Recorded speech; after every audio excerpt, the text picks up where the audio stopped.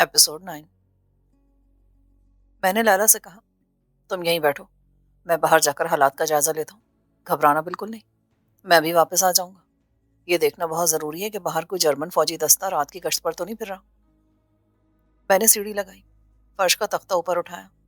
लैला नीचे सीढ़ी के पास खड़ी ऊपर देख रही थी। उसका चेहरा अंधेरे में धुंधले जर्द उदास चांद की तरह नजर आ रहा था। मैंने कहा, मेरे जाने के बाद सीढ़ी खींच लेना। तहखाने से निकलकर मैंने फर्श का तख्ता लगा दिया। फर्श बराबर हो गया। फिर स्टोर से निकला और दूसरे कमरे में से गुजरता हुआ बरामदे में और वहां से अनार के बाग में कदम रखा। मैं पूरी तरह चौकस और हमतन गोश था। मकान की अकबी दीवार के रास्ते से होता हुआ दीवार के साथ दबे पांव चलता सदर दरवाजे की तरफ बढ़ा। मैं सिर्फ ये तसल्ली करना चाहता था कि रात के वक्त जर्मनों की कोई पेट्रोल पार्टी तो इधर गश्त नहीं लगा रही, क्योंकि मुझे अगले महाज की कोई खबर नहीं थी कि इंडियन फौजों की पोजीशन क्या है और जर्मन फौजों ने आगे कहाँ तक पेशकदमी की है। मैं लुबना के मकान के सदर दरवाजे के करीब ही पहुंचा था कि मुझे फौजी ट्रकों की आवाज़ सुनाई दी। ये 3-4 ट्रकों की इकट्ठी आवाज़ थी। मेरे कदम वहीं रुक गए। मैं घबरा कर पीछे दौड़ा। फिर दूसरी तरफ से दीवार के पीछे से देखा। आसमान पर तारे चमक रहे थे। सहरा में रात को भी जब तारे पूरी आबोताब से चमकते हैं तो सहरा में ज़्यादा अंधेरा नहीं रहता और हर शय धुंधली धुंधली दिखाई ज़रूर देती है। मैंने देखा कि शहर की तरफ से 4 ट्रक दो दो की फॉर्मेशन में आगे बढ़ रहे हैं। मेरा ख्याल था कि शायद वो आगे महाज की तरफ जा रहे हैं, लेकिन वो मकान के दरवाजे से चंद कदमों के फासले पर आकर रुक गए। जर्मन फौजी छलांगे लगाकर ट्रकों से निकल आए और ऊंची आवाज में एक दूसरे को कुछ कहने लगे। मेरा दिल धक से रह गया। ये कमबख्त यहाँ कहीं मोर्चा बनाने तो नहीं आ गए। मैं पीछे को दौड़ा और दीवार के रास्ते से गुजरकर भागता हुआ अनारों के बाग से होता हुआ बरामदे और फिर कमरे में आ गया। मैंने जल्दी से फर्श का तख्ता उठाया और मुंह नीचे करके लैला को आवाज दी। उसने सीढ़ी लगा दी। मैंने सीढ़ी पर पैर रखा और ऊपर तख्ता गिराकर बराबर कर दिया। जल्दी से नीचे उतरा। सीढ़ी एक तरफ हटाई तो मेरा सांस फूल गया था। ट्रकों की आवाज लैला ने भी सुन ली थी। बाहर से जर्मन सिपाहियों की घुटी घुटी सी आवाजें तहखाने में भी सुनाई दे रही थी। लैला घबराई हुई थी। क्या जर्मन आ गए? मैंने उसके कंधे पर हाथ रखा और सांस पर काबू पाते हुए कहा, घबराने की बात नहीं है। 2-3 ट्रक हैं। शायद रात को पहरा देने के लिए यूं ही इधर आ गए हैं। सुबह वापस चले जाएंगे।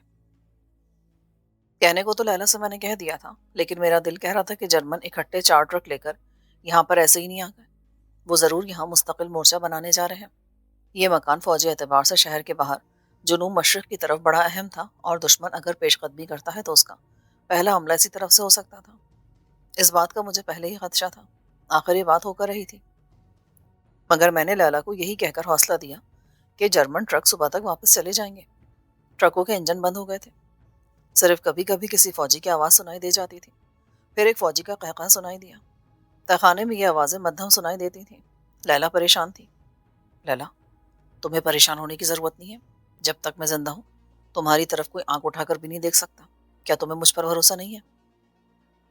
उसने जवाब देने के बजाय अपना सर मेरे सीने से लगा दिया। वो रात हमने सोते जागते गुजारी। ये बड़ी खुशाइन बात थी कि अभी तक कोई भी सिपाही इस मकान में दाखिल नहीं हुआ था।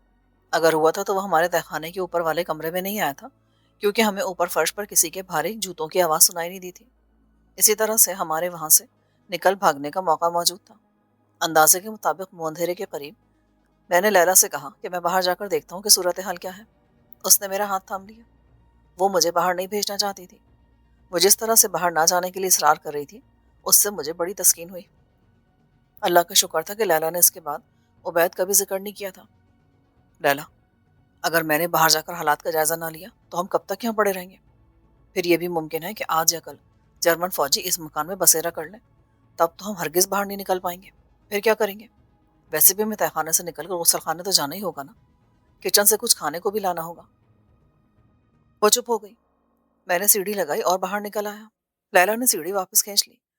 मैंने तख्ता बराबर किया और दबे कदमों चलता स्टोर से निकलकर दूसरे कमरे में आकर रुक गया। अभी सुबह नहीं हुई थी, मगर लगता था कि पो फटने वाली है।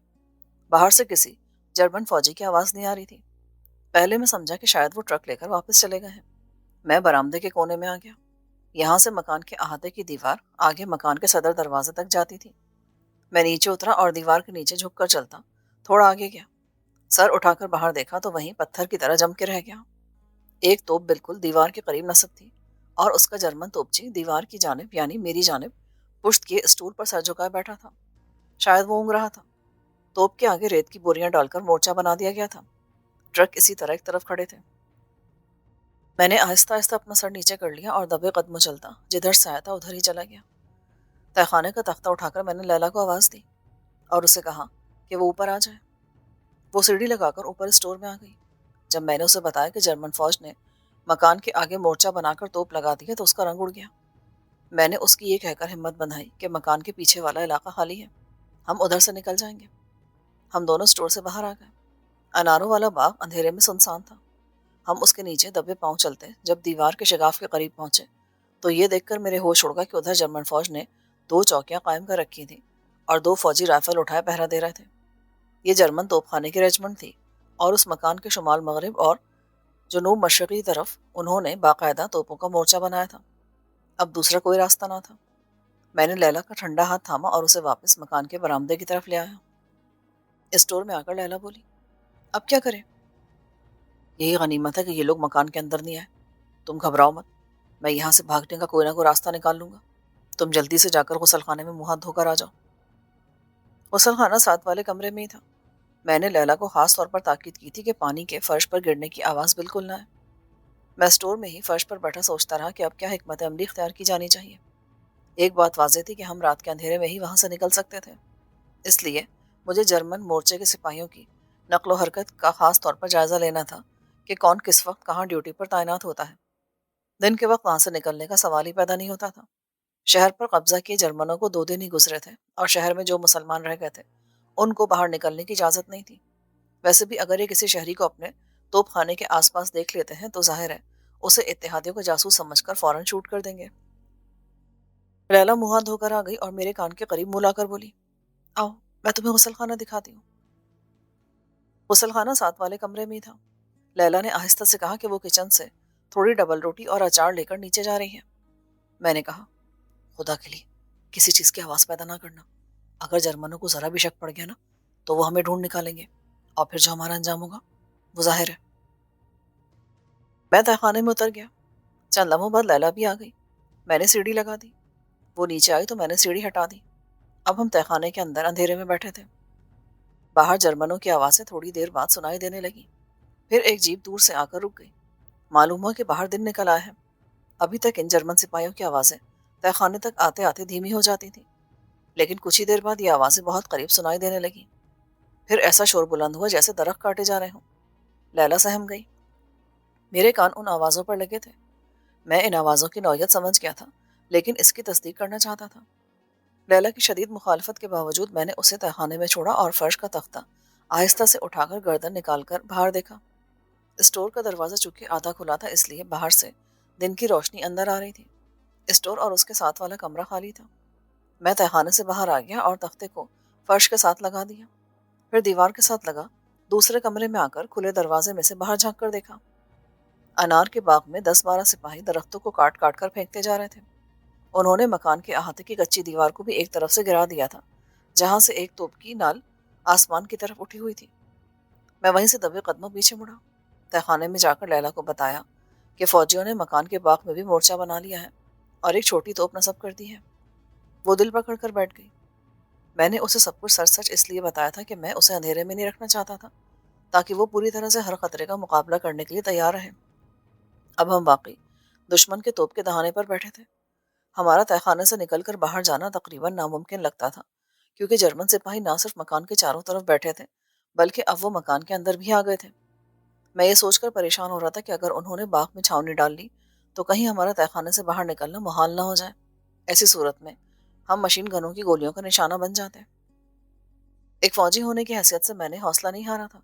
अगरचे लैला का साथ होना मेरे मंसूबे पर शदीद असरअंदाज हो सकता था, इसके बावजूद मेरा जहन वहां से जान बचाकर फरार होने की तरकीबें सोच रहा था।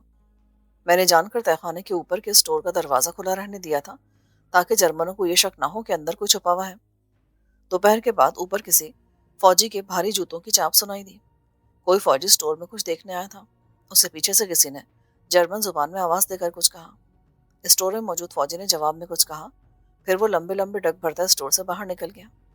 जितनी देर तक वो स्टोर में रहा, लहला सहमी रही। जब फौजी जूतों की आवाज़ दूसरे कमरे से भी निकलकर बाहर बरामदे में जाकर मौदूम हो गई तो लैला ने खुश्क आवाज़ में कहा, کیا ہم یہاں سے کبھی باہر نہیں نکل سکیں گے؟ میں نے اس وقت بھی لیلا کو تسلی دی اور کہا کہ خدا ہمارے ساتھ ہے، کوئی نہ کوئی سبیل ضرور نکل آئے گی۔ لیکن حقیقت یہ کہ مجھے اس وقت تک کوئی ایسی سبیل نظر نہیں آ رہی تھی کہ ہم میں سے کوئی اب تہہ خانے سے باہر نکل سکے۔ شاید فوجیوں کو اسٹور سے ملحقہ کمرے کے باتھ روم کا پتہ چل گیا تھا۔ تھوڑی تھوڑی دیر بعد کوئی نہ کوئی سپاہی لمبے لمبے ڈگ بھرتا آ جاتا۔ ہمیں تہہ خانے میں بیٹھے اوپر فرش پر اس کے جوتوں کی بھاری آواز سنائی دیتی تو لیلا ڈر جاتی۔ جب تک کہ سپاہی باتھ روم سے نکل کر واپس نہ چلا جاتا، لیلا پر ایک ہولسا داری رہتا۔ اب ہمارے لیے بھی اوپر باتھ روم میں جانا مشکل ہو گیا تھا۔ دوپہر کے بعد میں نے اور لیلا نے اچار کے ساتھ تھوڑی تھوڑی ڈبل روٹی کھائی اور سرگوشیوں میں ایک دوسرے سے باتیں کرتے رہے۔ ہم نے یہی طے کیا کہ جب رات گہری ہو جائے تب باتھ روم میں جائیں گے۔ وقت ایسے گزرا تھا جیسے کوئی زخمی سانپ آہستہ آہستہ ریت پر رینگ رہا ہو۔ ہمارے پاس گھڑی بھی نہیں تھی، ہم صرف اندازے سے کام چلا رہے تھے۔ تہہ خانے میں تو ہر وقت خوب اندھیرا چھایا رہتا تھا۔ ادھر فوجیوں کا آنا جانا رک گیا اور کافی دیر تک ان کے قدموں کی آواز سنائی نہ دی تو ہم نے یہی اندازہ لگایا کہ رات گہری ہو گئی ہے۔ مجھے بھوک بھی لگ رہی تھی۔ میں نے لیلا سے کہا، میں اوپر جا کر دیکھتا ہوں۔ میں سیڑھی کی مدد سے تہہ خانے کی چھت کے پاس آ گیا۔ اوپر وہ تختہ تھا جسے اوپر اٹھا کر مجھے باہر نکلنا تھا۔ میں نے کان لگا دیے، باہر سے کوئی آواز نہیں آ رہی تھی۔ مجھے حوصلہ ہوا اور میں نے دونوں ہاتھوں کی مدد سے نہایت احتیاط اور آہستگی کے ساتھ تختے کو اوپر اٹھا دیا۔ باہر سے تازہ ہوا کا جھونکا میرے چہرے کو چھوتا گزر گیا۔ اسٹور میں اندھیرا تھا، مگر دوسرے کمرے میں باتھ روم کے باہر بیٹری کا چھوٹا لیمپ روشن تھا جس کی روشنی دوسرے کمرے تک ہی محدود تھی۔ میں نے تختے کو الگ کر کے فرش پر آہستہ سے رکھ دیا اور گردن آگے بڑھا کر دوسرے کمرے میں دیکھا۔ باتھ روم کا دروازہ بند تھا۔ اس کے باہر ایک لکڑی کے چھوٹے کھوکے پر بیٹری سے جلنے والا چھوٹا لیمپ رکھا تھا۔ اس کی تھوڑی سی روشنی سامنے برآمدے میں پڑ رہی تھی۔ برآمدہ خالی تھا۔ آگے باغ تھا جس کے آدھے سے زیادہ درخت غائب تھے۔ اس کا اندازہ مجھے یوں ہوا کہ باغ کے درمیان میں درختوں کے سیاہ دھبے نظر نہیں آ رہے تھے۔ صرف دور جہاں کوٹری بنی تھی وہاں کچھ درختوں کے سیاہ دھبے دکھائی دے رہے تھے۔ میں جلدی سے تہہ خانے کے پاس آ گیا۔ فرش کے شکاف میں منہ ڈال کر نیچی سرگوشی میں لیلا کو باہر آنے کے لیے کہا۔ لیلا غسل خانے گئی۔ وہ جب تک غسل خانے میں رہی میرے اوپر کا سانس اوپر اور نیچے کا نیچے رہا۔ دوسرے کمرے کے دروازے کی اوٹ میں کھڑا میں پھٹی پھٹی آنکھوں سے برآمدے میں دیکھتا رہا۔ ہر لمحے یہی دھڑکا لگا رہا کہ کوئی جرمن فوجی وہاں اچانک نمودار نہ ہو جائے۔ اگر اس وقت کوئی سپاہی آ جاتا تو نہ جانے میں کیا کرتا۔ میں تو مرنے مارنے پر تیار تھا۔ لیلا کی جان اور عزت بچانے کی خاطر میں اپنی ایک جان تو کیا ہزاروں سی جانیں قربان کر سکتا تھا۔ لیکن اللہ کا کرم رہا کہ وہاں کوئی سپاہی نہ آیا۔ لیلا آہستہ سے دروازہ کھول کر باتھ روم سے باہر نکل آئی۔ میں نے اللہ کا شکر ادا کیا۔ وہ کچن سے مزید ڈبل روٹی اور پانی لانا چاہتی تھی، مگر میں نے زبردستی اسے تہہ خانے میں اتار دیا اور اوپر سے تختہ لگا دیا۔ پھر خود باتھ روم کی طرف بڑھا۔ باتھ روم میں جب تک رہا کان باہر ہی لگے رہے۔ پھر باہر نکل کر پنجوں کے بل دوڑ کر کمرے کو عبور کیا اور کچن کی طرف چلا گیا۔ کچن میں سوائے ڈبل روٹی اور اچار کے مرتبان کے کھانے کی کوئی اور شے نہ تھی۔ پانی کا بڑا مٹکا ابھی تک بھرا ہوا تھا۔ اندھیرے میں تلاش کر کے ڈبل روٹی نکالی، مرتبان میں سے اچار نکال کر جیب میں ڈالا اور مٹکے میں سے پانی کا بڑا جگ بھرا اور کچن سے اسٹور روم کی طرف بھاگا۔ یہ سب کچھ ایک عجیب اتفاق اور خیریت کے ساتھ انجام پا گیا، لیکن میں جانتا تھا کہ یہ اتفاق زیادہ دیر چل نہیں سکے گا۔ ہم آج نہیں تو کل ضرور پکڑے جائیں گے۔ ساری رات تہہ خانے میں پریشانی کے عالم میں گزر گئی۔ باہر کی آوازوں اور سپاہیوں کے قدموں کی بار بار باتھ روم کی طرف آوازیں آتی رہیں، جس سے ہم نے اندازہ لگایا کہ دن نکل آیا ہے۔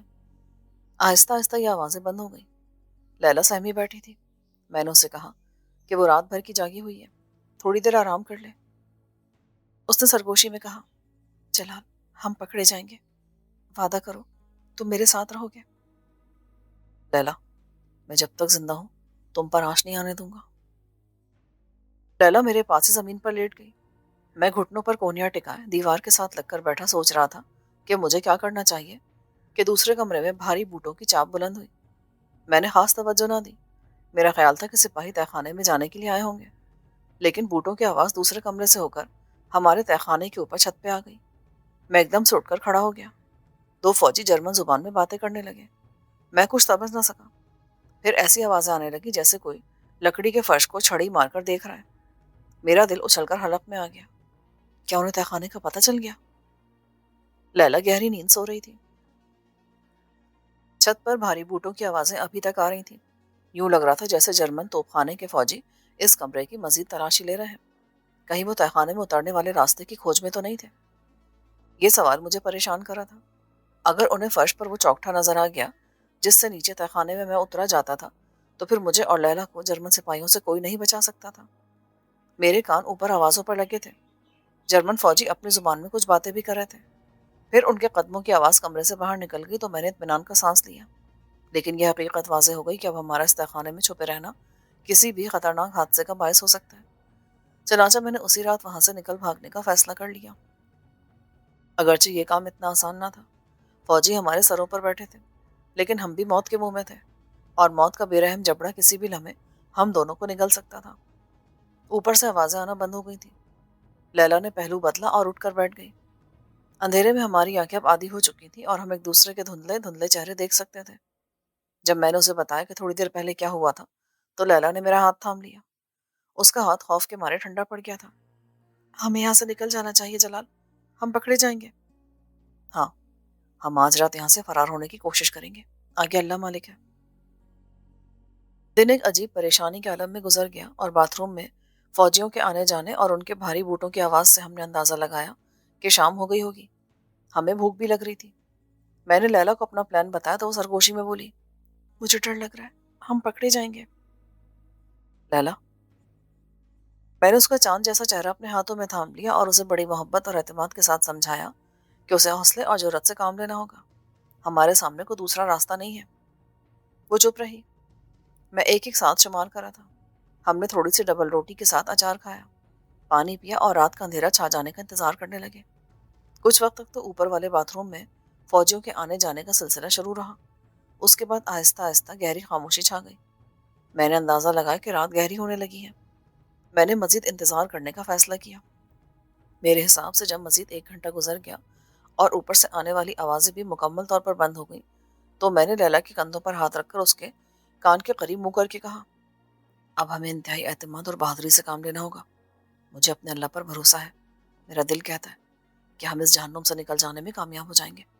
میں اوپر کا جائزہ لے کر آتا ہوں۔ میں نے سیڑھی لگائی، چھت کے چوکٹے کے پاس آ کر ایک بار پھر ہمتن گوش ہو کر یہ معلوم کرنے کی کوشش کی کہ کہیں اوپر کو جرمن فوجی تو نہیں ہے۔ اوپر والے کمرے میں گہری خاموشی تھی۔ میں نے اللہ کا نام لے کر آہستہ سے چھت کی لکڑی کے چوکٹے کو دونوں ہاتھوں کے دباؤ سے ذرا سا اوپر اٹھایا۔ تازہ ہوا کا جھونکا میرے چہرے سے ٹکرایا۔ پھر دوسرے کمرے والے باتھ روم کے باہر لیمپ کی دھیمی دھیمی روشنی نظر آئی۔ میں نے چوکٹا اوپر اٹھا کر اسٹور روم کا بھرپور جائزہ لیا۔ اسٹور روم خالی تھا۔ ایک کرسی کونے میں الٹی پڑی تھی۔ اسٹور کا دروازہ کھلا تھا۔ دوسرے کمرے میں بھی کوئی نہ تھا۔ میں باہر نکل آیا، چوکٹے کو واپس فرش پر جما کر ہموار کیا اور اسٹور روم کے دروازے کی اوٹ میں سے دوسرے کمرے میں نگاہ ڈالی۔ کمرہ خالی تھا۔ باتھ روم کے باہر کھوکے پر لیمپ روشن تھا۔ اس کی روشنی بمشکل باہر والے برآمدے تک پہنچ رہی تھی۔ میں پاؤں سمیٹ کر چلتا ہوا دوسرے کمرے میں سے گزر کر کچن کی طرف بڑھا۔ کچن میں اندھیرا تھا۔ ہمارا پروگرام کچن کی پچھلی کھڑکی سے فرار ہونے کا تھا۔ باغیچے میں فوجیوں کا مورچہ تھا۔ 2 توپیں بھی لگی تھیں، مگر ادھر کوئی آواز نہیں تھی۔ خطرہ یہ تھا کہ کہیں باورچی خانے میں کوئی فوجی سو نہ رہا ہو۔ میں دبے پاؤں جھک کر چل رہا تھا۔ کچن کے دروازے کو میں نے آہستہ سے کھول دیا۔ وہ بے آواز کھل گیا۔ میں نے دروازے کو صرف اتنا ہی کھولا تھا کہ ایک آدمی اندر داخل ہو سکے۔ کچن میں اندھیرا تھا، مگر مجھے معلوم تھا کہ اس کی عقبی کھڑکی کدھر ہے۔ اب یہ پریشانی لاحق ہوئی کہ کہیں کھڑکی کے باہر بھی کوئی سپاہی موجود نہ ہو۔ کھڑکی کی کنڈی میں نے دونوں ہاتھوں سے پکڑ کر کھولی، پھر اس کا ایک پٹ باہر کی طرف دھکیلا۔ باہر اندھیرا ضرور تھا، مگر آسمان پر جو ستارے چمک رہے تھے ان کی وجہ سے صحرائی رات میں دھندلی روشنی ہو رہی تھی۔ دوسری طرف کوئی نہ تھا۔ میں نے کھڑکی کے پٹ کو کھلا رہنے دیا اور کچن میں جتنی احتیاط سے داخل ہوا تھا اس سے زیادہ محتاط ہو کر باہر نکلا۔ پھر برآمدے کی طرف گھوم کر دیکھا۔ ان اناروں والے باغ میں تاروں کی پھیکی روشنی میں مجھے کچھ نظر نہ آیا۔ تو اب دوسری طرف مکان کی دیوار کے ساتھ نصب تھی۔ باتھ روم والا کمرہ بھی اسی طرح خالی تھا۔ میں دبے قدموں چلتا اسٹور روم میں آ گیا اور فرش کا چوکٹا اٹھا کر منہ شکاف میں ڈال کر سرگوشی میں لیلا کو اوپر آنے کے لیے کہا۔ لیلا نے سیڑھی لگائی اور پھر وہ بھی تہخانے سے باہر نکل آئی۔ میں نے اشاروں میں اسے بتایا کہ وہ میرے پیچھے کچن کی طرف آئے۔ لیلا کپ کپ آ رہی تھی۔ میں نے اس کو اشارے سے حوصلے سے کام لینے کا کہا اور جھک کر کچن کی طرف بڑھا۔ میں کچن میں داخل ہوا اور کچن میں آتے ہی بیٹھ گیا اور پلٹ کر دیکھا۔ لیلا بھی جھکی جھکی میرے نقش قدم پر چلی آ رہی تھی۔ جو ہی وہ کچن میں آئی میں نے آنکھیں پھاڑ پھاڑ کر برآمدے کی طرف دیکھا۔ مکان کے باہر کسی سپاہی نے بلند آواز میں اپنے ساتھی سے کچھ کہا تھا۔ پھر اس کے ساتھی کے قہقہے کی آواز سنائی دی۔ ہم دونوں سہم کر بیٹھے رہے۔ تھوڑی دیر بعد جب فضا دوبارہ خاموش ہو گئی تو میں نے لیلا کو بازو سے پکڑا اور قدم قدم چلتا کچن کی کھڑکی کے پاس آ گیا۔ ایک بار پھر میں نے کھڑکی سے باہر دیکھا۔ یہ مکان کا پچھواڑا تھا۔ مکان کے ہاتھے میں کھجور کے درخت خالی تھے، وہاں کوئی نہ تھا۔ پہلے میں کھڑکی میں سے باہر شبنمی ریت پر کودا، اس کے بعد لیلا کو سہارا دے کر میں نے نیچے اتار لیا۔ باہر آتے ہم ریت پر سامنے کی طرف جدھر ایک چھوٹا سا ٹیلا تھا ادھر دوڑ پڑے۔ ٹیلے پر آتے ہم بیٹھ گئے۔ ہماری سانس پھول گئی تھی۔ اس میں جرمن فوجیوں کا خوف بھی شامل تھا۔ میں نے پلٹ کر مکان کی طرف دیکھا، وہاں کوئی نقل و حرکت دکھائی نہ دی۔ توپ خانے کا مورچہ مکان کی دوسری طرف تھا۔ یہاں سے ہمیں صدر دروازہ بھی نظر نہیں آ رہا تھا، وہاں ٹھہرنا خطرناک ہو سکتا تھا۔ میں نے لیلا کا بازو ذرا سا دبایا اور ٹیلے کی دوسری طرف لڑک گیا۔ لیلا نے بھی ایسا ہی کیا۔ ٹیلے کی دوسری طرف آتے ہی ہم نے بھاگنا شروع کر دیا۔ ہمارا رخ شہر کی طرف نہیں بلکہ کھلے صحرا کی طرف تھا۔ جتنی دیر تک ہمت نے ساتھ دیا ہم بھاگتے ہی چلے گئے۔ ریت پر زیادہ تیزی سے بھاگا بھی نہیں جا رہا تھا، پھر بھی ہم کہیں نہ رکے اور دوڑتے چلے گئے۔ بہت جلد صحرائی رات کے نیم اندھیرے نے ہمیں اپنی آغوش میں چھپا لیا۔ لیلا تھک گئی تھی، اب اس میں دوڑنے کی ہمت نہیں رہی تھی۔ وہ ہانپتے ہوئے ریت پر بیٹھ گئی، میں بھی وہیں بیٹھ گیا۔ میری نظریں پیچھے اندھیرے میں لگی ہوئی تھیں۔ میں نے لیلا سے کہا کہ ہمیں زیادہ دیر یہاں نہیں رکنا چاہیے، جتنی جلد ہو سکے یہاں سے دور نکل جانا چاہیے۔ صورتحال کی سنگینی کا احساس لیلا کو بھی تھا۔ اس نے لمبے لمبے سانس لے کر اپنے آپ کو سنبھالا اور ہم ایک بار پھر دوڑنے لگے۔ آگے چھوٹے چھوٹے ریت کے ٹیلوں کا سلسلہ شروع ہو گیا تھا۔ مجھے معلوم تھا کہ ان ٹیلوں کے پیچھے وہ صحرائی راستہ ہے جو یہاں سے سلون گاؤں کی طرف جاتا ہے۔ ہماری منزل وہی گاؤں تھا۔ خطرہ ابھی تک ہمارے سروں پر منڈلا رہا تھا، کیونکہ کوئی بھی جرمن پیٹرول پارٹی کسی جگہ ہمیں مل سکتی تھی۔ مگر اللہ کا فضل شامل حال رہا اور ہم ریت کے ٹیلوں سے نکل گئے۔ یہ صحرا میرا دیکھا بالا تھا۔ ہم بہت جلد اس صحرائی راستے پر آ گئے جو ستاروں کی دھندلی روشنی میں ریت کے ٹیلوں میں بل کھاتا وہاں سے سلون گاؤں کی طرف جا رہا تھا۔ اب ہم قدم قدم چلنے لگے۔ میں نے کہا، ہم بہت حد تک خطرے کی حدود سے باہر نکل آئے ہیں۔ وہاں جرمن مورچے کے قریب پکڑے جاتے تو ہم پر برطانوی جاسوس ہونے کا شک کیا جا سکتا تھا، لیکن اب ہم صحرائی راستے پر ہیں۔ یاد رکھنا، اگر بدقسمتی سے کوئی جرمن پیٹرول پارٹی مل گئی تو ہم نے اپنے آپ کو میاں بیوی ظاہر کرنا ہے اور یہ کہنا ہے کہ ہم شہر سے نکل کر سلون گاؤں اپنے ماں باپ کے پاس جا رہے ہیں۔ لیلا کا خوف کافی حد تک دور ہو گیا تھا، پھر بھی وہ بار بار پیچھے دیکھ لیتی تھی۔ میری بات سن کر اس نے اس بات میں سر ہلا دیا۔ شہر میں بلیک آؤٹ تھا اور ہمارے بائیں جانب شہر کافی پیچھے رہ گیا تھا۔ بنغازی سے سلون گاؤں کا سفر کافی لمبا تھا۔ اگر ہم ساری رات بھی چلتے رہتے تو وہاں نہیں پہنچ سکتے تھے۔ میں نے دل میں یہ سوچ رکھا تھا کہ جرمن فوجی چوکی سے جتنا دور نکل سکتے نکل جائیں، آگے جا کر محفوظ جگہ پر چھپ کر رات گزار لیں گے۔ ہو سکتا ہے دن کے وقت ہمیں کوئی شتر سوار مل جائے یا کوئی دوسرے سبیل پیدا ہو جائے۔ ایک بات طے تھی کہ ہم پیدل سلون تک نہیں جا سکتے تھے۔ چلتے چلتے ہم نے کافی فاصلہ طے کر لیا۔ اب ہمارے پیچھے ریت کے ٹیلے کافی دور رہ گئے تھے۔ ہم ایک بڑے خطرناک مرحلے سے نکل آئے تھے۔ میں دل ہی دل میں اللہ کا شکر ادا کر رہا تھا۔ اب میں کسی ایسے محفوظ ٹھکانے کی تلاش میں تھا جہاں ہم رات کا بقیہ حصہ گزار سکیں۔ ایک جگہ ریتیلے میدان میں اچانک نشیب آ گیا۔ یہاں صحرا میں ایک کافی چوڑا گڑھا تھا۔ میں نے لیلا سے کہا کہ اس گڑھے میں ہمیں باقی رات بسر کرنا ہوگی، لیکن وہ چلتے رہنے پر مصر تھی۔ مگر میں جانتا تھا کہ وہ بہت جلد تھک جائے گی اور ممکن ہے آگے ہمیں ایسا محفوظ ٹھکانہ نہ مل سکے۔ چنانچہ میں لیلا کو ساتھ لے کر گڑھے میں اتر گیا۔ ایک جگہ گڑھے کے اندر ایک چھوٹا سا گڑھا اور تھا جس کے اوپر ریت کی دیوار ذرا آگے آ گئی تھی۔ ہم دونوں اس گڑھے میں گھس کر بیٹھ گئے۔ میں نے اپنی نسواری چادر اتار کر ریت پر بچھا دی اور لیلا سے کہا کہ وہ آرام کرے۔ صحرا میں کافی ٹھنڈ تھی، کسی نہ کسی طرح ہمیں نیند آ گئی۔ جب میری آنکھ کھلی تو صحرا میں دھوپ چاروں طرف پھیلی ہوئی تھی۔ لیلا آدھی چادر اوپر کی ابھی تک سو رہی تھی۔ ہم جس افراتفری میں بھاگے تھے پانی کا مشکیزہ بھی ساتھ نہ لا سکے تھے۔ مجھے یاد تھا کہ اس راستے میں ہمیں پانی کی ضرورت پڑے گی۔ مجھے یاد تھا کہ اس راستے میں ایک جگہ چھوٹا سا پانی کا چشمہ ہے۔ میں نے سوچا، جب تک لیلا سو رہی ہے میں پانی کے چشمے کو تلاش کرتا ہوں۔ سورج کو نکلے تھوڑی ہی دیر ہوئی تھی اور صحرا نے ابھی شدت سے تپنا شروع نہیں کیا تھا۔ میں گڑھے سے نکلا اور سامنے کی طرف اپنی یادداشت کے سہارے چلنے لگا۔ میرے سامنے 60-70 قدموں کے فاصلے پر ایک اونچا ریت کا ٹیلا تھا۔ میرا خیال تھا کہ چشمہ اسی ٹیلے کے آس پاس کہیں موجود ہے۔ سلون کو جانے والا چھوٹا سا راستہ ہمارے گڑھے کے پہلو سے کافی ہٹ کر تھا۔ میں ٹیلے کی طرف چلنے لگا۔ رات کی سردی کے بعد سورج کی اولین नरम गरम किरणें बड़ी खुशगवार लग रही थीं। मैं रेत के टीले से भी चंद कदमों के फासले पर ही था कि अचानक 4 जर्मन फौजी टीले के पीछे से नमूदार हुए। उन्होंने मुझे देखा तो मेरी तरफ राइफलें तान ली। एक सिपाही ने जर्मन जुबान में कुछ कहा। मैं सूरत हाल के लिए तैयार नहीं था। मैं हक्का बक्का होकर उनकी शक्लें तकने लगा। वो दौड़कर मेरे पास आ गए और उन्होंने मुझे अपने घेरे में ले लिया। एक फौजी ने राइफल की नाली मेरी पसलियों में जोर से चुभोई और टूटी फूटी अरबी जुबान में मुझे हाथ खड़ा करने का हुक्म दिया। मैंने हाथ ऊपर कर दिए। उन फौजियों में से सिर्फ एक अरबी जबान थोड़ी बहुत जानता था। मैंने तेज तेज आवाज में कहना शुरू किया कि मैं बद्दू हूँ। सलून गांव से शहर आ रहा था। मेरा ऊँट एक आदमी छीन कर ले गया है। एक फौजी ने जोर से मेरे मुंह पर थप्पड़ मारा और अपनी जुबान में खुदा जाने क्या कहा। जो फौजी अरबी जानता था उसने राइफल की नाल मेरी गर्दन से लगाई और मुझे टीले की तरफ चलने का हुक्म दिया। मैं नहीं चाहता था कि उन्हें लैला का पता चले। मैंने उन्हें लैला के बारे में कुछ भी नहीं बताया था। मैं तो मुसीबत में फंस गया था। अब लैला को उन फौजियों से बचाना चाहता था। मैं जल्दी जल्दी टीले की तरफ दोनों हाथ ऊपर उठाए चलने लगा। टीले के पीछे उन फौजियों का एक ट्रक खड़ा था। खुदा जाने वो रात की गश्त से वापस जा रहे थे या किसी और काम को निकले थे। ऐसा लग रहा था कि उन्हें मेरे बयान पर यकीन नहीं आया। ट्रक के पास ले जाकर उन्होंने मेरी तलाशी ली। कोई काबिल शुबा शय बरामद न हो सकी। इसके बावजूद अरबी बोलने वाले जर्मन फौजी को खुदा जाने क्यों मुझ पर शक हो गया था कि मेरा ताल्लुक इत्तेहादी फौजों के अरब जासूसों से है। उसने मेरी आंखों में आंखें डालकर टूटी फूटी अरबी में पूछा कि मेरे साथ और कौन कौन है और मैं जर्मन तोपखाने की बड़ी चौकी के पास क्यों आया हूँ। तब मुझे इल्मों के करीब ही जर्मन आर्टिलरी की 6-7 भारी तोपें लगी हुई थी। मैंने एक बार फिर बुलंद आवाज में कहा कि मैं अकेला हूँ। मेरा ऊँट एक आदमी छीनकर भाग गया है। मैं उसी की तलाश में इधर उधर फिर रहा था। उन्होंने मुझे ट्रक में धकेल दिया।